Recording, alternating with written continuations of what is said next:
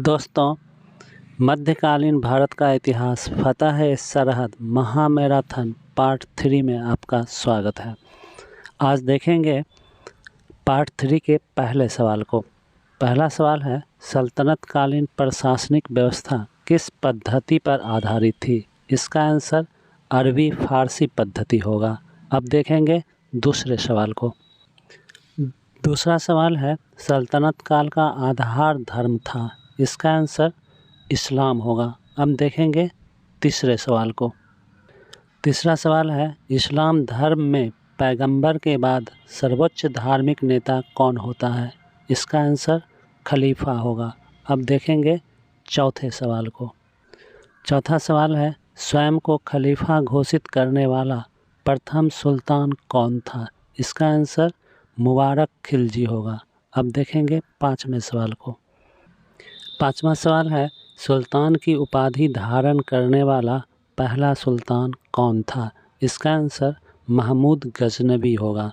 दोस्तों, महमूद गजनबी सुबुक्तगीन का पुत्र था। अब देखेंगे छठे सवाल को। अगला सवाल है, सल्तनत काल में किसका स्थान सर्वोपरि था? इसका आंसर सुल्तान होगा।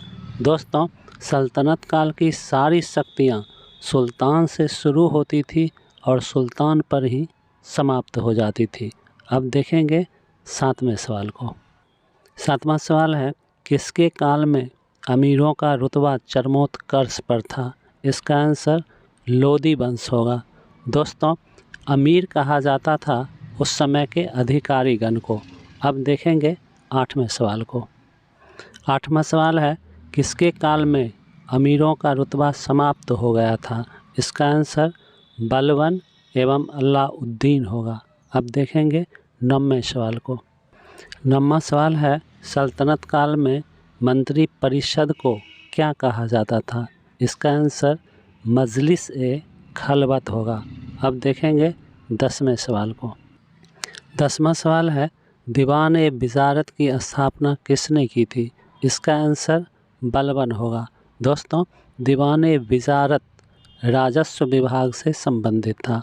अब देखेंगे 11वें सवाल को। दीवान-ए-विज़ारत का प्रमुख क्या कहलाता था? इसका आंसर वज़ीर होगा। अब देखेंगे 12वें सवाल को। 12वां सवाल है, दीवान-ए-अर्ज़ की स्थापना किसने की थी? इसका आंसर बलबन होगा। दोस्तों, दीवान-ए-अर्ज़ सैन्य विभाग से संबंधित था। अब देखेंगे 13वें सवाल को। 13वां सवाल है, दीवान-ए-अर्ज़ के प्रमुख को क्या कहा जाता था? इसका आंसर आरिज़-ए-मुमालिक होगा। अब देखेंगे 14वें सवाल को। 14वां सवाल है, सल्तनत काल में न्याय के सर्वोच्च अधिकारी को क्या कहा जाता था? इसका आंसर काज़ी-उल-क़ज़ात होगा। अब देखेंगे 15वें सवाल को। 15वां सवाल है, सल्तनत कालीन कोषाध्यक्ष को क्या कहा जाता था? इसका आंसर खजीन होगा। अब देखेंगे 16वें सवाल को। 16वां सवाल है, दीवान-ए-खैरात की स्थापना किसने की थी? इसका आंसर फिरोज शाह तुगलक होगा। दोस्तों, दीवान-ए-खैरात दान से संबंधित एक विभाग था। अब देखेंगे 17वें सवाल को। 17वां सवाल है, दीवान-ए-बंदगान की स्थापना किसने की थी? इसका आंसर फिरोज शाह तुगलक होगा। दोस्तों, दीवान-ए-बंदगान दासों से संबंधित एक विभाग था। अब देखेंगे 18वें सवाल को। 18वां सवाल है, सल्तनत काल में गुप्तचर विभाग के प्रमुख को क्या कहा जाता था? इसका आंसर बरीद-ए-मुमालिक होगा। अब देखेंगे 19वें सवाल को। 19वां सवाल है, दिल्ली सल्तनत को अनेक प्रांतों में बांटा गया था, जिसे क्या कहा जाता था? इसका आंसर इक्ता या सूबा होगा। अब देखेंगे 20वें सवाल को। 20वां सवाल है, सल्तनत कालीन शासन की सबसे छोटी इकाई क्या होती थी? इसका आंसर ग्राम अथवा गांव होगा। दोस्तों, ग्राम का प्रमुख सल्तनत काल में मुकदम कहलाता था। अब देखेंगे 21वें सवाल को। 21वां सवाल है, दीवान मुस्त खराज की स्थापना किसने की थी? इसका आंसर अलाउद्दीन खिलजी होगा। दोस्तों, दीवान मुस्त खराज वित्त विभाग से संबंधित था। अब देखेंगे 22वें सवाल को। 22वां सवाल है, दीवान कोही की स्थापना किसने की थी? इसका आंसर मोहम्मद बिन तुगलक होगा। दोस्तों, दीवान कोही कृषि विभाग से संबंधित था। अब देखेंगे 23वें सवाल को। 23वां सवाल है, दीवान रियासत की स्थापना किसने की थी? इसका आंसर अलाउद्दीन खिलजी होगा। दोस्तों, दीवान रियासत बाजार नियंत्रण से संबंधित एक विभाग था। अब देखेंगे 24वें सवाल को। 24वां सवाल है, सल्तनत कालीन सैन्य व्यवस्था का आधार था। इसका आंसर मंगोलों की दशमलव प्रणाली होगा। अब देखेंगे 25वें सवाल को। 25वां सवाल है, सल्तनत काल की सर्वाधिक महत्वपूर्ण सेना थी। इसका आंसर घुड़सवार सेना होगा। अब देखेंगे 26वें सवाल को। 26वां सवाल है, सल्तनत काल में नौसेना के प्रधान को क्या कहा जाता था? इसका आंसर मीर बहर होगा। अब देखेंगे 27वें सवाल को। 27वां सवाल है, सल्तनत काल में इक्ता प्रथा की शुरुआत किसने की थी? इसका आंसर इल्तुतमिश होगा। दोस्तों, सल्तनत काल में इक्ता प्रथा की शुरुआत इल्तुतमिश ने की थी, लेकिन बाद में अलाउद्दीन खिलजी ने इसे समाप्त कर दिया था, लेकिन पुनः फिरोज शाह तुगलक के द्वारा इसे लागू कर दिया गया था। अब देखेंगे 28वें सवाल को। 28वां सवाल है, सल्तनत काल में न्याय व्यवस्था का आधार क्या था? इसका आंसर शरीयत, कुरान एवं हदीस होगा। अब देखेंगे 29वें सवाल को।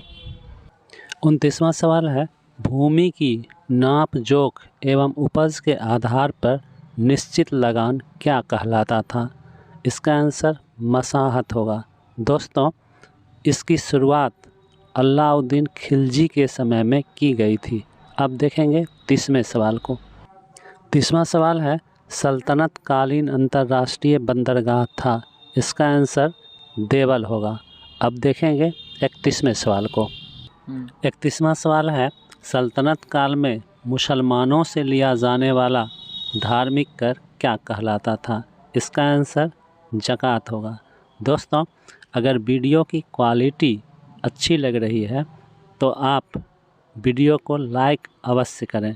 अब देखेंगे 32वें सवाल को। 32वां सवाल है, सल्तनत काल में गैर मुसलमानों से लिया जाने वाला धार्मिक कर क्या कहलाता था? इसका आंसर जजिया होगा। अब देखेंगे 33वें सवाल को। 33वां सवाल है, सल्तनत काल में मुसलमानों से लिया जाने वाला भूमि कर क्या कहलाता था? इसका आंसर उस्र होगा। अब देखेंगे 34वें सवाल को। 34वां सवाल है, सल्तनत काल में गैर मुसलमानों से लिया जाने वाला भूमि कर क्या कहलाता था? इसका आंसर खराज होगा।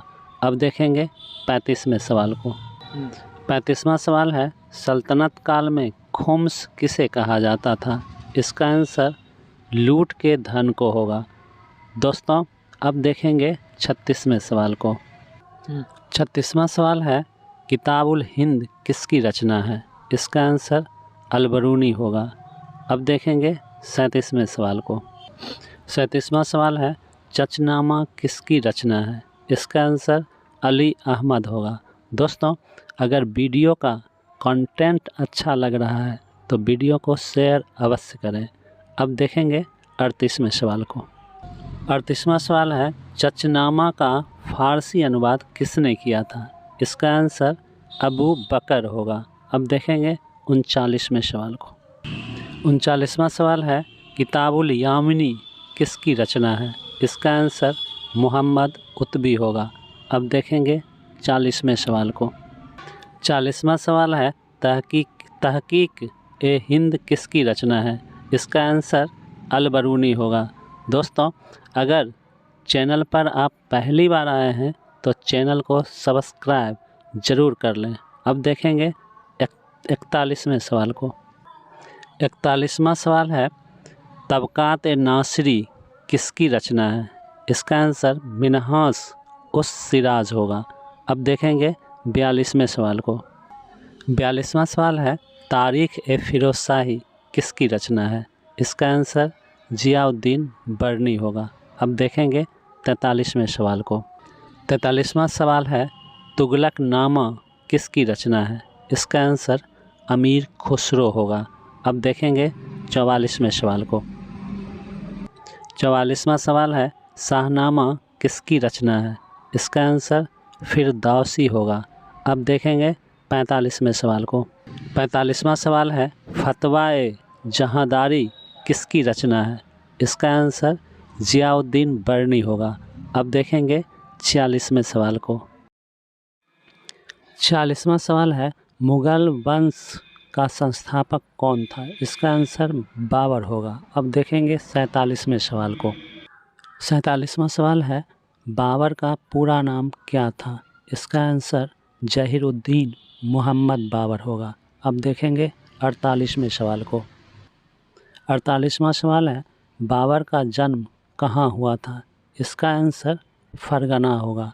दोस्तों, फरगना अफ़गानिस्तान में स्थित एक स्थान है।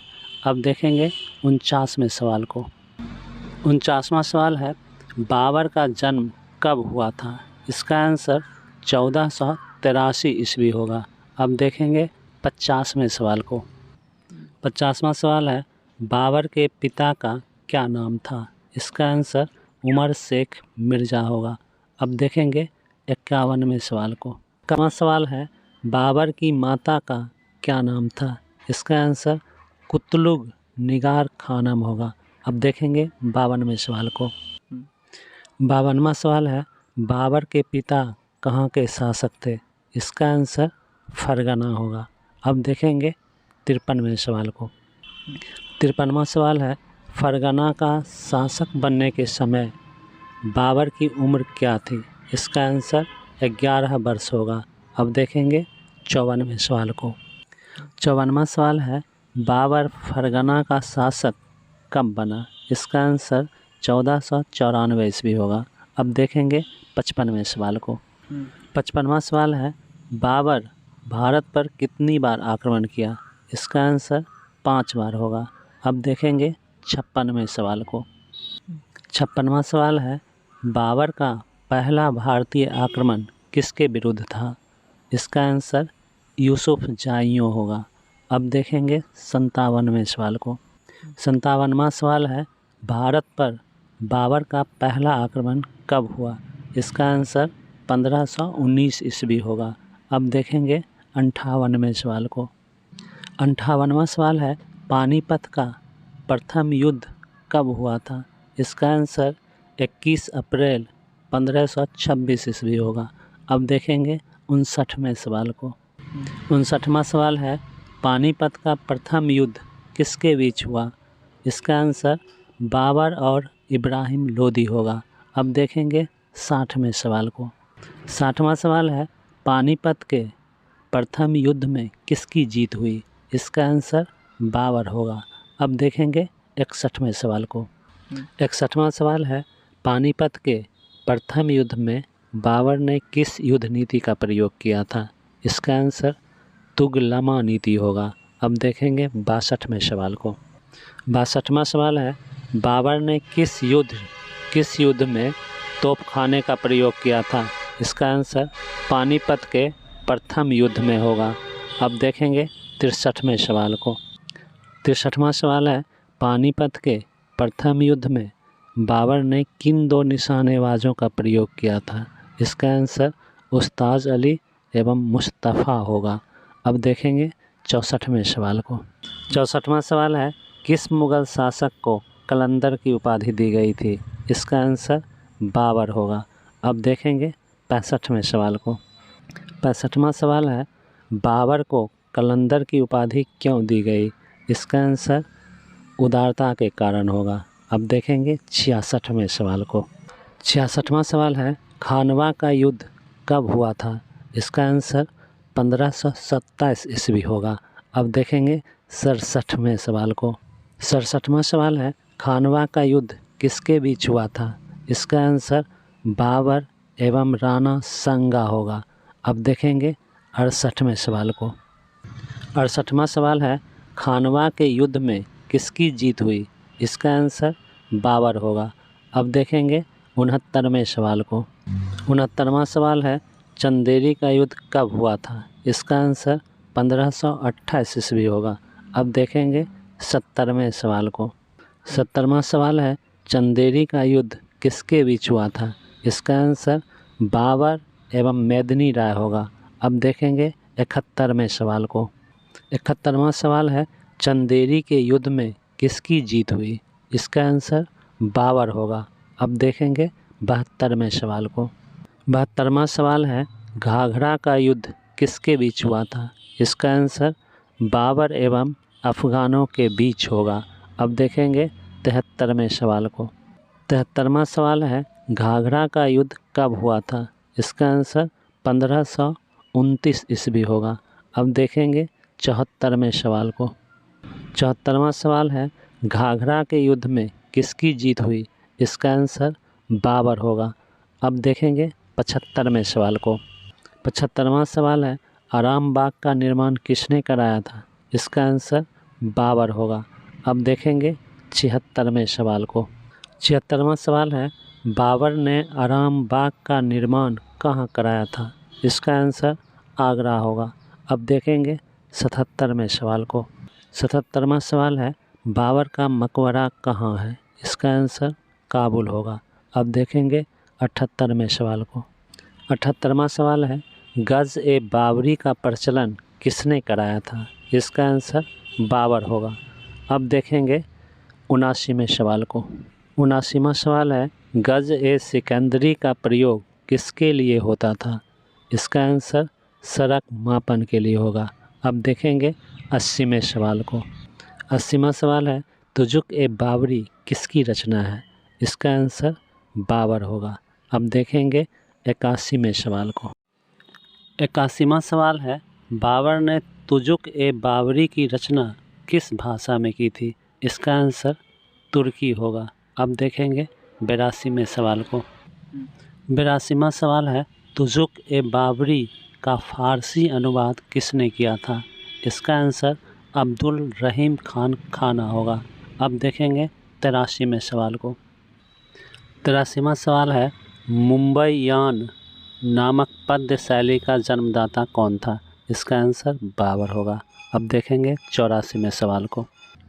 84वां सवाल है, बाबर का उत्तराधिकारी कौन था? इसका आंसर हुमायूं होगा। अब देखेंगे 85वें सवाल को। 85वां सवाल है, हुमायूं का पूरा नाम क्या था? इसका आंसर नासिरुद्दीन मोहम्मद हुमायूं होगा। अब देखेंगे 86वें सवाल को। 86वां सवाल है, हुमायूं का जन्म कहाँ हुआ था? इसका आंसर काबुल होगा। दोस्तों, काबुल अफ़गानिस्तान का एक स्थान है। अब देखेंगे 87वें सवाल को। 87वां सवाल है, बाबर का सबसे बड़ा पुत्र कौन था? इसका आंसर हुमायूं होगा। अब देखेंगे अगले सवाल को। अगला सवाल है, हुमायूं का राज्याभिषेक कहाँ हुआ था? इसका आंसर आगरा होगा। अब देखेंगे अगले सवाल को। अगला सवाल है, हुमायूं गद्दी पर बैठने के पूर्व कहाँ का सूबेदार था? इसका आंसर बदख्वासा होगा। अब देखेंगे अगले सवाल को। अगला सवाल है, चित्तौड़ के शासक विक्रमाजीत की मां ने किस मुग़ल शासक को राखी भेजी थी? इसका आंसर हुमायूं होगा। अब देखेंगे अगले सवाल को। अगला सवाल है, दीन पनाह नामक नगर किसने बसाया था? इसका आंसर हुमायूं होगा। अब देखेंगे अगले सवाल को। अगला सवाल है, हुमायूं ने किस प्रदेश का पुनर्निर्माण कराकर उसका नाम जन्नताबाद रखा था? इसका आंसर गौर प्रदेश होगा। दोस्तों, गौर प्रदेश पश्चिम बंगाल का एक स्थान है। अब देखेंगे अगले सवाल को। अगला सवाल है, चौसा का युद्ध कब हुआ था? इसका आंसर 1539 ईस्वी होगा। अब देखेंगे अगले सवाल को। अगला सवाल है, चौसा का युद्ध किसके बीच हुआ था? इसका आंसर शेरशाह एवं हुमायूं होगा। अब देखेंगे अगले सवाल को। अगला सवाल है चौसा के युद्ध में किसकी जीत हुई? इसका आंसर शेरशाह होगा। अब देखेंगे अगले सवाल को। अगला सवाल है कन्नौज एवं बिलग्राम का युद्ध कब हुआ था? इसका आंसर 1540 ईस्वी होगा। अब देखेंगे अगले सवाल को। अगला सवाल है कन्नौज का युद्ध किसके बीच हुआ था? इसका आंसर शेरशाह एवं हुमायूं होगा। अब देखेंगे अगले सवाल को। अगला सवाल है कन्नौज के युद्ध में किसकी जीत हुई? इसका आंसर शेरशाह होगा। अब देखेंगे अगले सवाल को। अगला सवाल है किस युद्ध के बाद शेरशाह दिल्ली का शासक बना? इसका आंसर कन्नौज होगा। अब देखेंगे अगले सवाल को। अगला सवाल है हुमायूं का विवाह किसके साथ हुआ था? इसका आंसर हमीदा बानो बेगम होगा। दोस्तों, ये इस पार्ट का आखिरी सवाल है। अब आप हमें दें अनुमति और आप बने रहें मासूम सुमन स्टडी पॉइंट 4088 पर। धन्यवाद।